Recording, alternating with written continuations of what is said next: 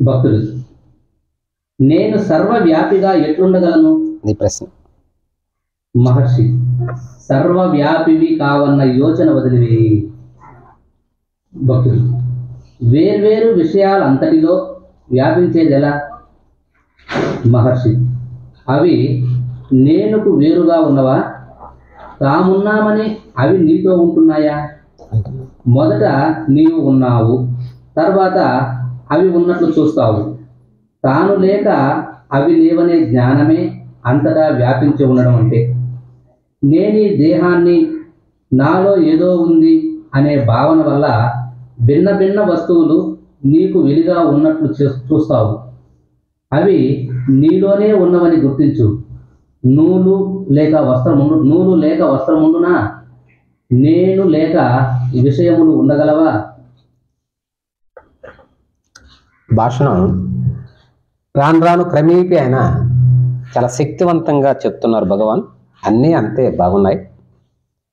ఏ భగవాన్, నేను సర్వవ్యాపిగా ఎట్లు ఉండగలను? ఇది ప్రశ్న. ఇంతకుముందు చెప్పినట్లే ఆయన సర్వవ్యాపిని నేను కాను అన్నటువంటి యోచన వదిలి, సింపుల్. సర్వవ్యాపి అంటే ఏందనన్నా? అంతటా వ్యాపించి ఉన్నవాడను నేను. కొన్ని దగ్గరలో వ్యాపించి కొన్ని దగ్గర వ్యాపించకపోతే సర్వవ్యాపకం కాదు, అది కొంత వ్యాపకం, పరిమిత వ్యాపకం. కాబట్టి సర్వవ్యాపివే నీవు. ఏనన్నా? సర్వవ్యాపివి. సర్వవ్యాపివికి ఒక ఉదాహరణ, నీ దగ్గర ఉన్నటువంటి ఒక బాటల్లో ఒక బొట్టు తీసుకెళ్ళి చెరువులో వదులు, ఎయ్యి. తిరిగి ఆ బొట్టునే నువ్వు పొందగలవా? ఎందుకు పొందలేవు? అది సర్వవ్యాపకం అయిపోయింది. బాటల్లో బంధిస్తే పరిమితమైంది. అలా దేహంలో నేను ఫలానా అని బంధిస్తే అది పరిమిత వ్యాపకం. దాన్ని బయట తీసి వదిలేస్తే సర్వవ్యాపకం. కాబట్టి మనం చేయాల్సింది ఏంది? ఇంకా దేహంలో నుంచి బయటికి రావడం అంటే దేహ భావన వదిలేయడం. నేను ఫలానా దేహానికి చెందినటువంటి దాన్ని, నా పేరు ఇది, నా పేరు గోపి. నేను సర్వవ్యాపకమా పరిమిత వ్యాపకమా? పరిమిత వ్యాపకం. నేను హెడ్ మాస్టర్ని, సర్వవ్యాపకమా పరిమిత వ్యాపకమా? నేను ఫలానా కులం, సర్వవ్యాపకమా పరిమితమా? నేను కొంచెం తెల్లగా ఉన్నాను, సర్వవ్యాపకమా పరిమితమా? పరిమితం. ఈ రకంగా పరిమితులకు మనం పెట్టుకున్నంత వరకు నువ్వు సర్వవ్యాపకం కాలేవు. నువ్వు సర్వవ్యాపకమే.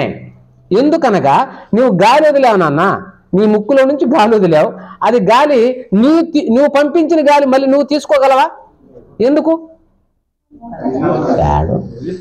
సర్వవ్యాపకమే నిన్ను నడిపిస్తా ఉందంటే ఏనన్నా సర్వవ్యాపకం నువ్వు కాదా? సర్వవ్యాపకం, అంతటా వ్యాపించున్నావు అని భగవాన్ చాలా ఈజీగా చెప్తున్నాడు. వేరు వేరు విషయాలంతటిలో వ్యాపించేది ఎలా? అది ఎట్లా స్వామి? నేను దేహాన్ని అయితే వ్యాపించున్నాను, మరి అంతటా వ్యాపించి ఉండేది ఎట్లా? ఆయన అంటున్నాడు, అవి నేనుకు వేరుగా ఉన్నవా?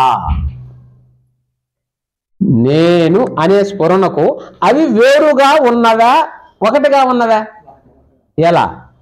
ఒకటిగా ఉంటే మళ్ళీ మనం కుక్కను తరిగి కొడుతున్నామే. ఒకటే. ఆ నేను కుక్కలో కూడా, కుక్క అనుకుంటుంటది ఏమని? నేను అనేది అనుకుంటున్నాను. ఈ విధంగా ఈ నేను ప్రతి ఒక్క జీవిలోనూ ఉన్నది. చుట్టూ సైతం నేను అనుకుంటుంటున్నది.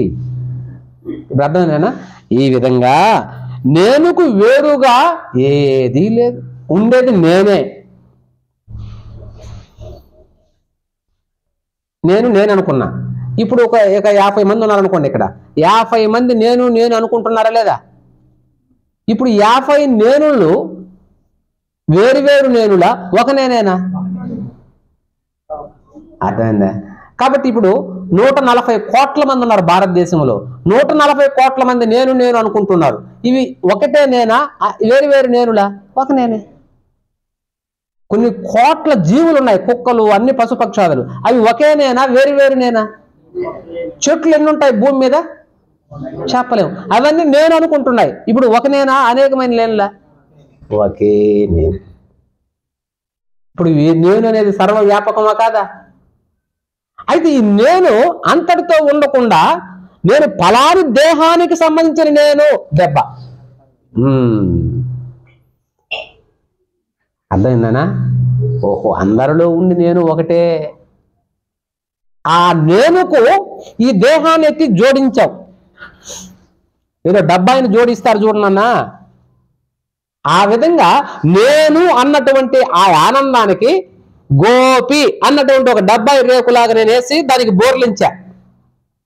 బోర్లించిన గమనంలా దానికి ఒక తెల్ల పెయింట్ కొట్టా, దానికి పంచేయి కట్టా, దానికి చదువు పెట్టా, దానికి ఆస్తుపాస్తులు పెట్టా. ఏనా? ఇవన్నీ ఆ నేనుకు తగిలించేశాం. ఇప్పుడు నేను ఒక్కబట్టిపోయింది.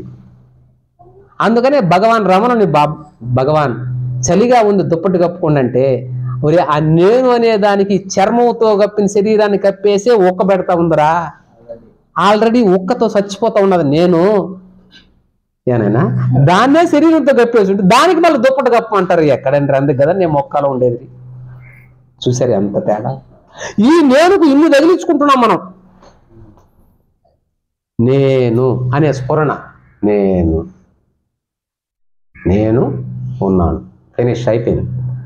ఇది తెలుసుకున్నవాడు మహాజ్ఞాని, సర్వమంత్రముల మూలం.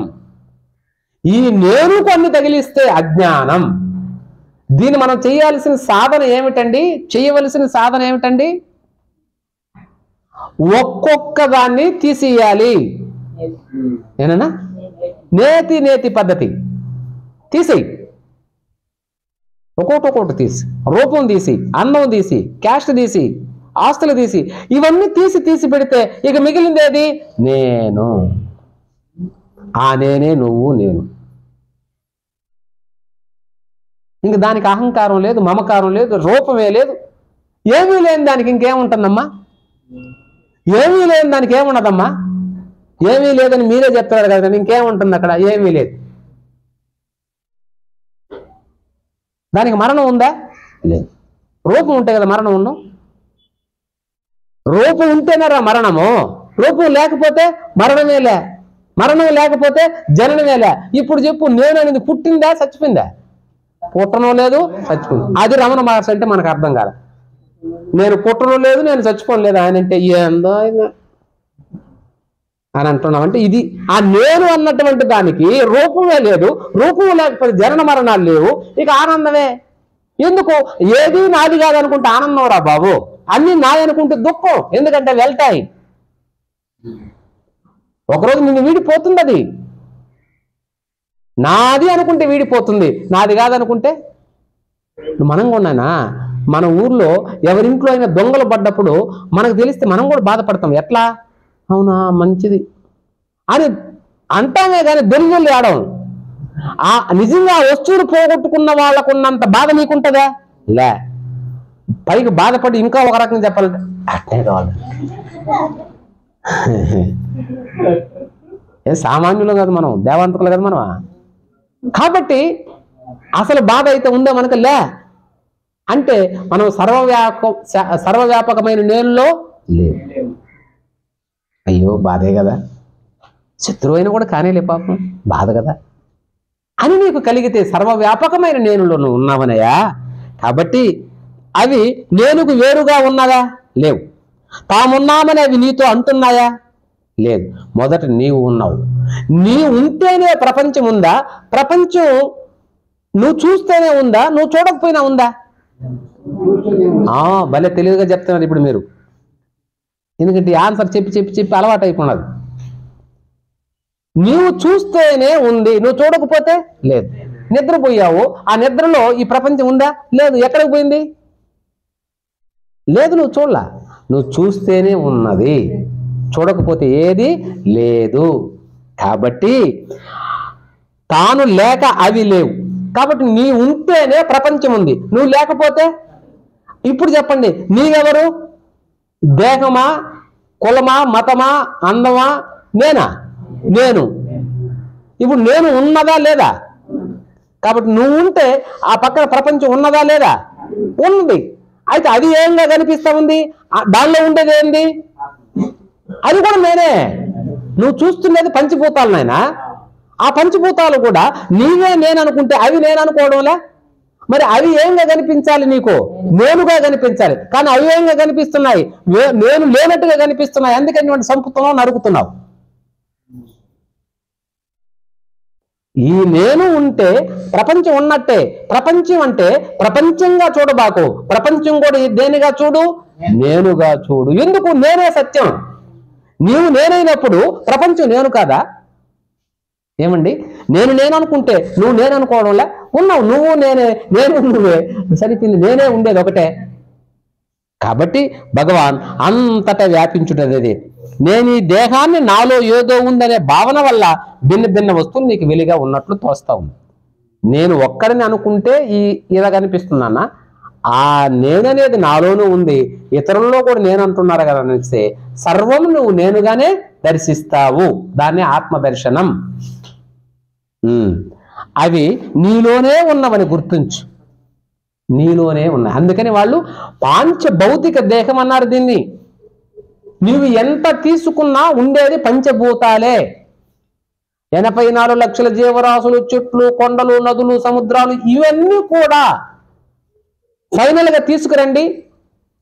ఫైనల్ గా తీసుకొస్తే ఎన్ని ఉన్నాయి? అవి 5. ఏమిటివయ్యి? భూమి, నీరు, అగ్ని, వాయువు, ఆకాశం. అంతే. నువ్వు ఎక్కడ తీసుకొచ్చినా 5. ఆ 5 కాదని ఇంకేమీ లేదు ప్రపంచం. అర్థమైందండి? ప్రపంచం అంటేనే 5. పంచము 5. పంచము అంటే 5 అండి. ప్రపంచము పెద్దవైన 5. అదే పంచభూతాలు. ఆ పంచభూతాలు నీలోనే ఉన్నాయి. దేహం మట్టి, నీలో ఉండే రక్తము జలము నీళ్ళే, నీలో ఉన్న వేడి అగ్ని, నీలో ఉన్న వాయువే వాయుదేవుడు, నీలో ఉన్న గాలి ఆకాశం. పంచభూతాలు నీలో ఉన్నాయా లేదా? ఉన్నాయి. కాబట్టి అవి నీలోనే ఉన్నాయని అర్థమైంది. నూనె లేక వస్త్రం ఉండునా? ఇప్పుడు ఒక చీరను పంచను చూస్తానన్నా, ఒక్కొక్క నూలు తీసి అన్ని తీసేస్తే ఇప్పుడు గుడ్డ ఏమైంది? లేదు. ఆ నూనెను మళ్ళా దూదిగా మార్చేస్తే చూస్తే అది ఇలా వెనక్కి వెళ్తే ఏమీ లేదు. అలా ముందుకు వస్తే రూపం వచ్చింది. అలా వెనక్కి వెళ్తే రూపమే లేదు. నేను లేక విషయములు ఉండగలవా? నేను స్ఫురణ లేకపోతే ఈ ప్రపంచంలో విషయాలు ఉంటాయా? లేవు. నేనుంటేనే అవి ఉన్నాయి. నేను లేకపోతే ఏమీ లేవు. కాబట్టి ఉన్నది కూడా నేనే, కనిపిస్తున్నది కూడా నేనే. సర్వం నేనుమయం అని భగవాన్ రమణులు మనకు చాలా చక్కగా సెలవిచ్చారు. నేను